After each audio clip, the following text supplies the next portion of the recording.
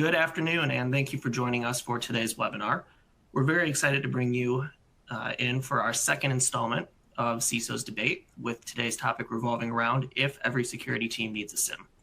My name is Adam, and I'll be your moderator. Before we dive in, I'd like to go over just a few housekeeping items. Today's debate is being recorded and will be available for replay within a few hours this afternoon. Once available, an email with the recording will be sent out to you. The console you're looking at is 100% customizable. Certainly feel free to adjust the sizing of the boxes on screen to your liking. We've loaded some great complimentary pieces of content for you in the Resources for You box. I encourage you to download each resource and check them out, including our first installment of our CISO's Debate webinar. And lastly, if you have any technical difficulties during the webinar, please clear your cache and or refresh your browser window. Without further ado, Rob, take it away. All right, thanks, Adam. Super excited to be here with our second iteration of the CISO Debate series. Today, we're going to be answering this controversial question: does every security team need a SIEM? Excited to get to do this. Myself, I am the field CISO at Red Canary. We're going to have Brendan Smith, the CISO for First Bank, and Luke Schoberg, the CISO at Sequoia Capital.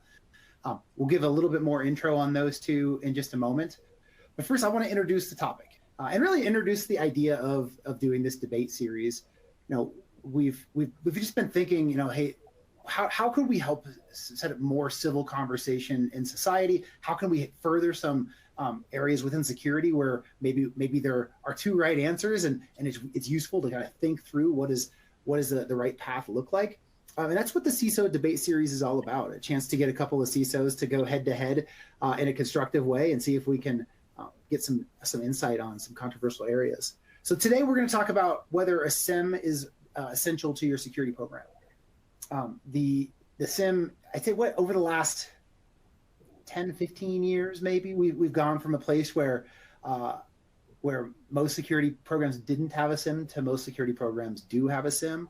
I myself have run multiple programs without a SIEM that over time we're like, hey, it's time for us to get this central place for us to have our logs going, our alerts generated, our workflow, our ticketing, our that single pane of glass that so many vendors talk about.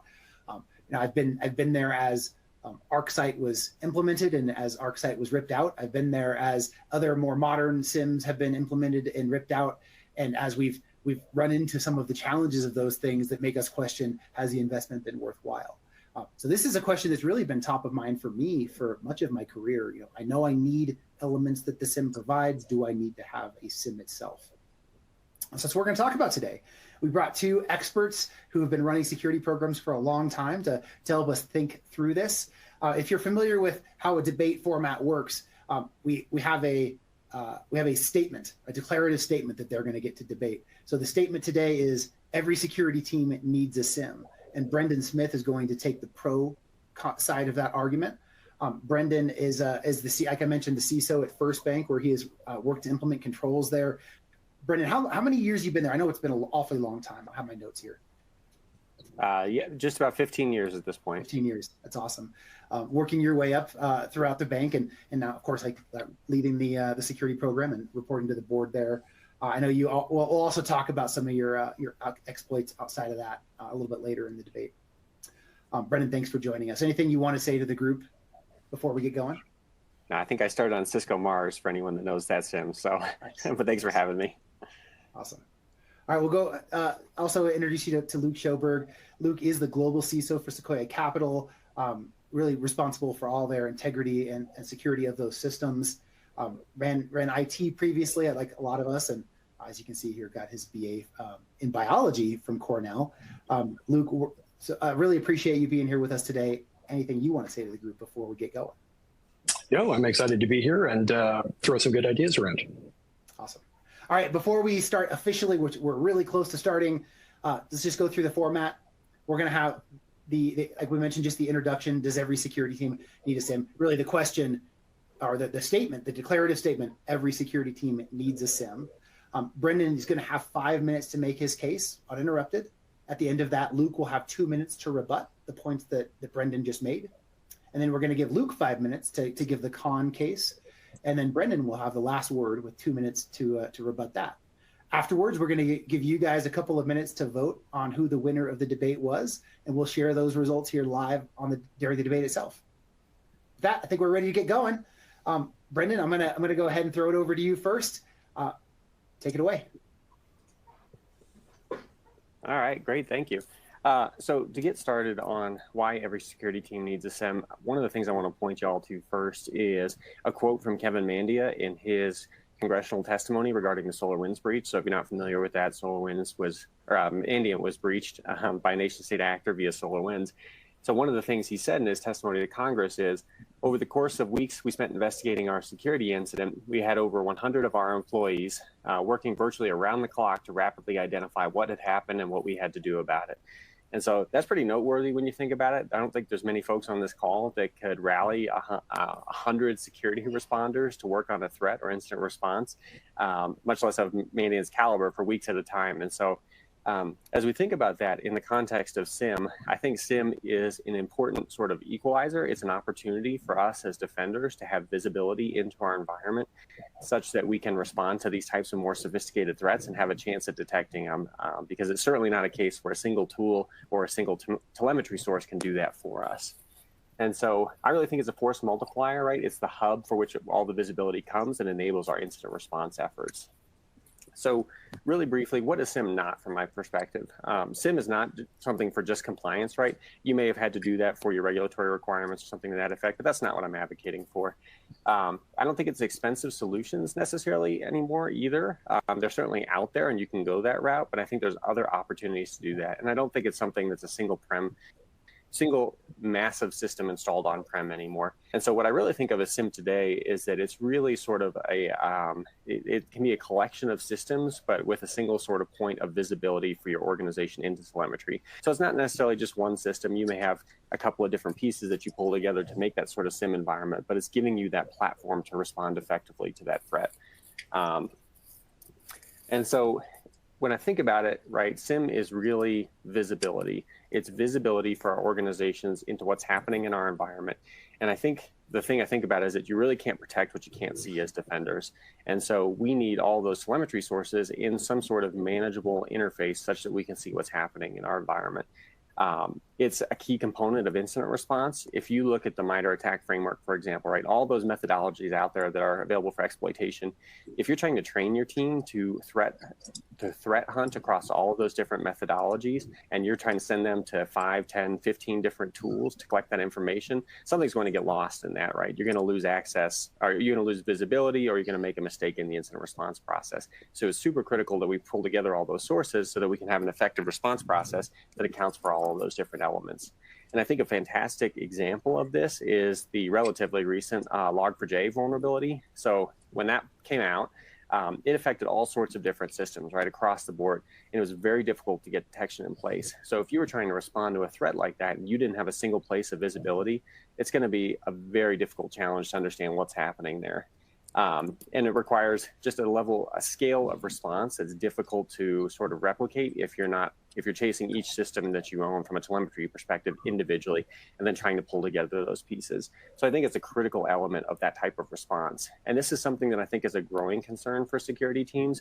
We only see more and more zero-day exploits coming about in our environments, and our ability to respond to those is growing increasingly challenging. And I think too, one of the things we see in that same vein is that we see attackers are increasingly targeting non-instrumented systems. So things like IoT, so they're going after thermostats and phones and projectors and printers and things like that. Systems that are not traditionally instrumented because they know it's harder for defenders to have visibility into those types of threats. And so SIEM gives us an opportunity to collect different data sources and maybe string together that picture just a little bit faster if someone's using those types of systems for lateral movement in your environment to target it. So we really don't, all of us are not going to have the same resources that Mandiant has available. We don't have 100 incident responders that we can allocate for weeks at a time to a threat. We need to take advantage of those sort of force multipliers that are available to us. And I think that SIEM is one of the ways that we can do that, such that we can have an effective incident response program. That's it for me. Thank you, Brendan. That was fantastic. I'm going to go ahead and hand it over to Luke. Luke, are you ready for your rebuttal? You got all your points you want to throw back at him? Absolutely. All right, you got 2 minutes. All right, sounds good. These are excellent points that Brenda is making. I think having a single pane of glass, however, is an oversold capability. Perhaps if you are an organization that has very many defenders and responders and you need to coordinate their efforts, or you have a geographically dispersed organizational environment where teams are not necessarily coordinated well, it can be helpful to have a single location where people are going to view the same ground truth. But I think you can also manage response detection and capabilities using other systems that are not necessarily a SIEM. So for me, I think about aggregating, the main concern is about aggregating all of the capabilities and functionality into a single vendor. For me, I think that when you think about being dependent upon a single vendor to have all the integrations that you might need, you are dependent upon that vendor to enable new classes of functionality and capability. So the IoT one is a great one. I mean, what if your SIEM just doesn't have the integration with IoT? Like, are you just stuck waiting for them to deploy that capability? Or are you just on your monthly customer service, customer productivity calls, waiting for that feature to get deployed? So you sure better hope that their one API you have access to has all the functionality that you need. I think that maximizing value with a single platform can be really challenging. They can be so expensive, you're trying to justify the expense. I think Brendan is right, and that we've seen a change in the capabilities and the deployment models and how a SIEM manifests, so that you can come in and get SIEM capabilities from a lower price point. But I would argue that there's a different way to think about your security tooling in a way that gives you equivalent functionality for less money. All right. Well, thank you for the rebuttal. We're going to give you now a chance, Luke, to take over. You got your 5 minutes to make your con case. Tell us why every security team does not need a SIEM. Go ahead when you're ready. So I think it's easy to come at this from a tools and a product perspective, and to get in the weeds talking about implementation details and comparisons of checkbox functionality. And I'll discuss some of this. But for me as a security leader, the question is, does my tool set deliver security impact given the investment I've made, given the cost? And I would argue that industry trends are moving away from a single unified tool set that manifests as a SIEM, as a single platform, and instead is becoming a federated collection of products that provide specific capabilities. And then as a security leader or as a member of a security team, you get to choose how to implement those capabilities with what may end up being best-in-class products. So you choose the features and capabilities that matter the most, given your environment and given your needs. Another way to say that is every security team can make use of the functionality that is provided by a SIEM, but I believe you should separate the functionality from the tool choice. And I believe SIEMs come with trade-offs that most security teams can meet most security objectives with point solutions or with a managed service. There's a military analogy that you might use.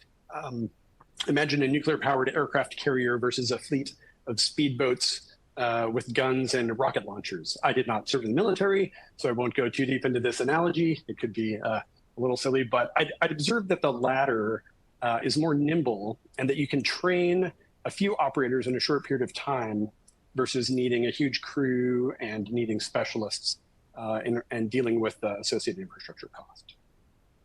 Another analogy might be you could theoretically wrestle your SIEM into being your EDR platform, right? You could collect a bunch of raw telemetry from your endpoints. You could do a bunch of advanced detection engineering, but it's better to deploy a specific solution targeted to that need of EDR. So if you think about the capabilities that a small company might need, right? Not all of us have 100-person security teams who are trying to deal with enormous problems. Imagine a small company. I would argue you need to know that meaningful alerts are enabled and that they're going to a place where they're acted upon. So maybe you're SaaS first. Maybe you're most concerned with authentication risk and ensuring a secure configuration of your SaaS tools that you use. It's not clear to me how a SIEM necessarily helps with best practice of your configuration. It's not clear that a SIEM will be able to tell you which of your alerts are meaningful. So I basically think that SIEMs are not the only way to know your alerts are being acted upon. So if you think about, instead of a single aircraft carrier, and think about the things that might comprise, the components that might comprise your security tooling, like what are we actually talking about? I think we're talking about, in the modern world, we're talking about a data lake to store all of your telemetry for an extended period of time. Then you need threat intel for enrichment. You might be cloud deployed, and so you've got a cloud configuration management tool, a CSPM, to capture misconfigurations and bubble those up. You've got your vulnerability management. Then you probably want to layer automation on top of this. So I think there are two visions for the future, two ways you might manifest this kind of tooling in your environment. One would be to find a partner who can ingest all your signal and analyze it, and then escalate findings to you when it makes sense. These may not be staffed with SIEM experts per se, right? With aircraft carrier experts. Instead, these companies would be staffed with engineers who know how to wrangle an event pipeline and and write detections against that event pipeline. Another possibility, if you don't want to outsource it, you could roll your own. So use a data lake, right? A Snowflake, Databricks, AWS has a security data lake, supposedly that'll be coming out soon. Maybe you archive a chunk of that into long-term storage. Maybe you deploy a detection against it. You definitely would deploy a detection engine against that.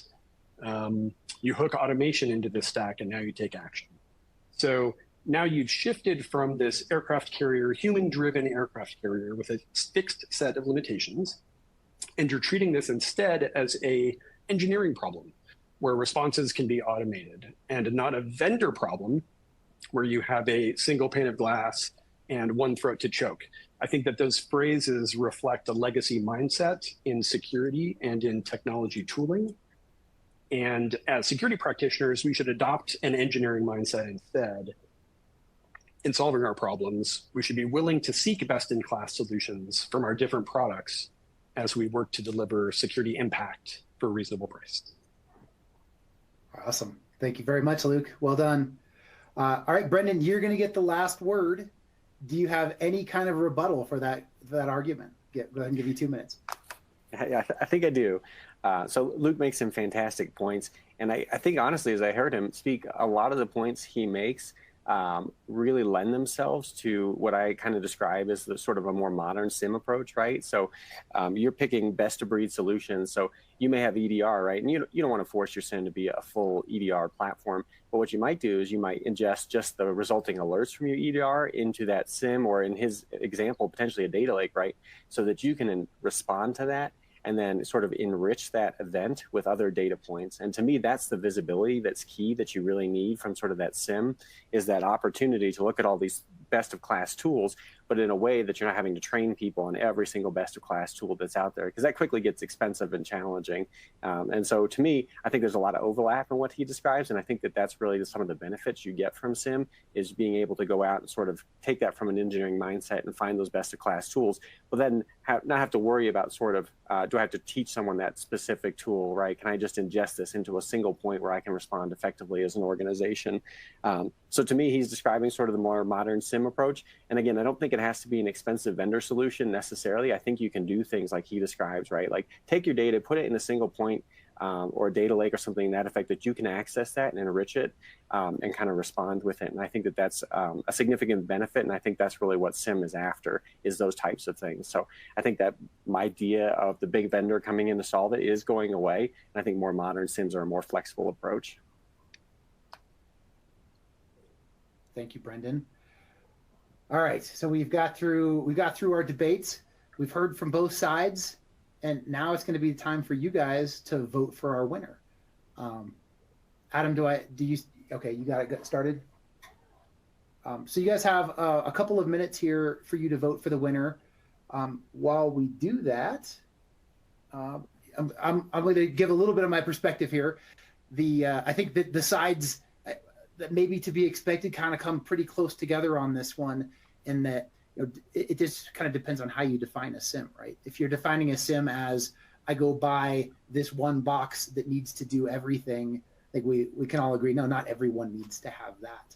If you define a SIEM as this program that incorporates, logging really important data, getting analytics run against that data to find bad behavior, having some kind of a alerting mechanism and some workflow that we use to respond to those things, and maybe some automation included on top of it, right? Every program needs to have that at some level, and you can choose whether you get that thing from a single provider, or a legacy SIEM provider, a modern SIEM provider, or you can stitch it together yourself, using cloud solutions. I read Canary. We'll give a little bit of a sales pitch. We play a little bit part of this SIEM game, right? We do the security analytics. We help folks find bad behavior from their logs, and we help them respond with automation and with workflow attached to that. But we're not doing everything that a legacy SIEM might do, right? You still need to have some place to store logs for long-term compliance and for some other reasons other than just looking through alerting. So it really kind of depends on how you slice and dice what a SIEM means. Appreciate this. And while we wait for the poll to close, I do have a couple of fun random facts about our participants that I alluded to. It's always fun to get to know you guys a little bit outside of your work stuff.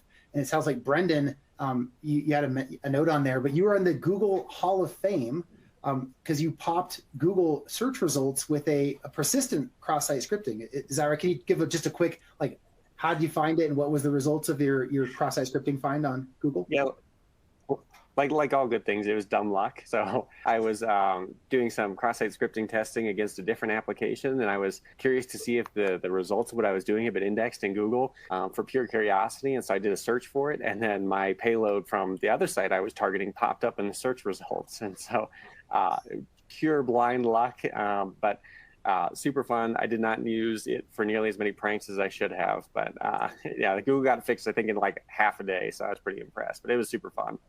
Yeah, I'm trying to think of all the things I could do by like nudging someone to go Google something and then having it pop up and with an image that insults them or something. Sounds like a lot of fun to me. It was great. Good times. All right, Luke, you have read every William Gibson novel twice, at least twice, which is pretty good. What's your favorite? I'm a very big fan of, I actually really like The Peripheral, which is a fairly one of his recent works. It's a little bit more accessible, I'd say, than some of his earlier books. Yeah. So now I have a new also book good my TV list. show. Yeah, add it to your list. And then you could also watch the show on Amazon. It's an Amazon Prime series as well. Awesome.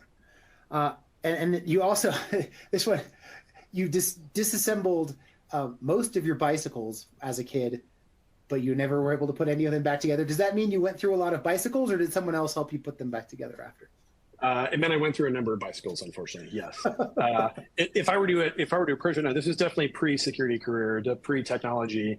Like the length of time at which you have to bang your head against a keyboard, I think has trained me well. I think if you were to hand me a fully disassembled bicycle today, I think I would reach deep inside myself with a lot more patience and grit and put that sucker back together.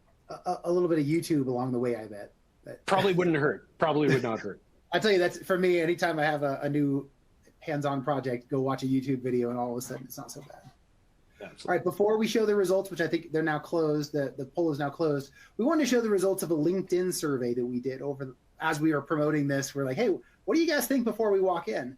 Does every security team need a SIEM? And you can see, I was surprised overwhelmingly. 72% of folks thought yes, every security team needs a SIEM. So now let's get the results from our participants here. How does it look comparing the pro and con here? Oh, very close, Luke. You were able to come up ahead and really reverse the trend from LinkedIn. Congratulations, Luke. Do you want to talk trash or anything before we close this out? Not at all. I think, as you alluded to, I think Brenda and I have a lot of common mindset and sort of approach around this. So I found it pretty easy to find a lot of wisdom in what Brendan was sharing, and a lot of sympathy for that viewpoint. But I do think, I work for a venture capital firm. We're in the business of thinking about problems in new ways and finding innovative solutions to old problems. And so I think that mindset is just something that I think everybody on this call would benefit from. Awesome. Well, I mean, I appreciate both of you guys with your perspective. Like I said, I think there's a lot of agreement there and amazingly close results, which I think were fair because you guys both had really good points. If you guys want to learn more about Red Canary, you can check out our website. You can get a demo. You can get a recording of this webinar that you can share with other folks who are looking to build out their own security programs. And just a huge thank you to both Brendan and Luke who said yes to this. I think it's a unique challenge to get in front of everyone and just go at it one-on-one in a debate. So really appreciate you guys giving us your time and all the prep time you built coming into this meeting as well. It was fun to do. Thanks for having us. All right, and hopefully we'll see you guys again soon on another edition of the CISO debate series. Let's have a good one.